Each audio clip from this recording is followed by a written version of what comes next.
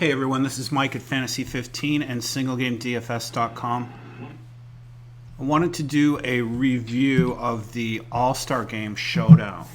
And one interesting thing about the All-Star Game Showdown is how important it was in this particular game, because this is basically a gimmick game. It's not something you can really count on to follow any patterns or projections. So you have to come up with innovative solutions to try to be different and try to come up with maybe a gimmick of your own.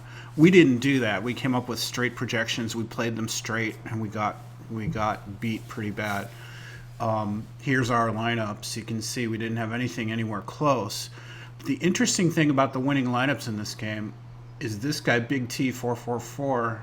Not sure who he is or where he comes from, and I don't know how many lineups he played, but he won first, third, fourth, fifth, seventh, ninth, and 10th.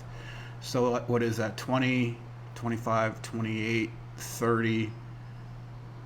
He won north of $30,000 by coming up with different gimmick strategy, essentially, for this gimmick game. And the gimmick in this game, the interesting thing was that none of the lineups in the winning 10 lineups, here's the winning lineup, Blackman, Gallo. Nobody in this winning lineup was a starter in the All-Star game. In fact, nobody in the top 10 winning lineups was a starter in the game. Here are the starters. Yelich, Bryant. You can see the gimmick here is the batters each get about 2 at-bats. There's really no rhyme or reason to this. The only thing logical that you might project is that the starter All-Stars are better players than the second string All-Stars. But you can't really go by that. It's just whoever happens to do well in that one particular game. So I'm not terribly upset by this. We played 7 lineups and got nobody in the money. But what this guy did, which was really smart, this Big T, he played nobody but second stringers, and he got what is that, 7 of the 10 winning lineups and $30,000 in his pocket for doing it. So pretty interesting. So Blackman had a home run. Let's just take a quick look at the winning lineup.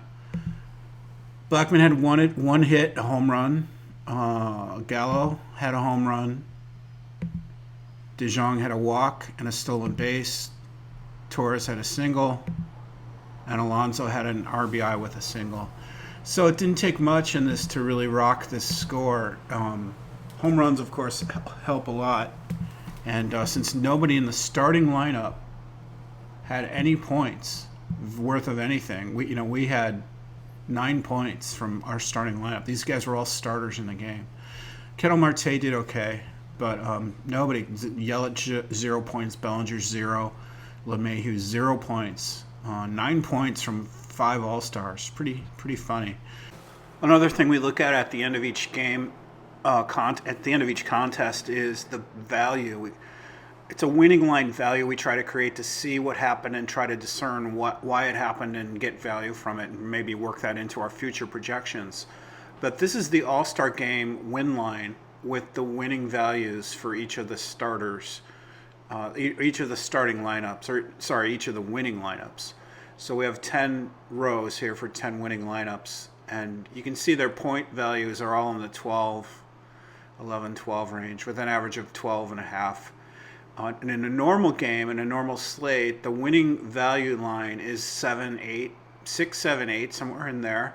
So this situation was so unique in that none of the starters did well in the All-Star game. So the value went way up because the non-starters had a much higher value because their salaries are so low. So if you were wise enough to do what this guy did and you tried it yourself, it would obviously have been a good strategy. He used low salaries, got contrarian lineups, and all of those players did well, while none of the starters did well. I mean, who knows? Maybe he had an equal amount of starting lineups, but this was just brilliant. But anyway, this guy was smart by playing the second string All-Stars and only the second string All-Stars because they showed up for him. And if you look at this, you can see everybody got 2 at-bats. So they had 2 chances, and the second stringers came through for this guy.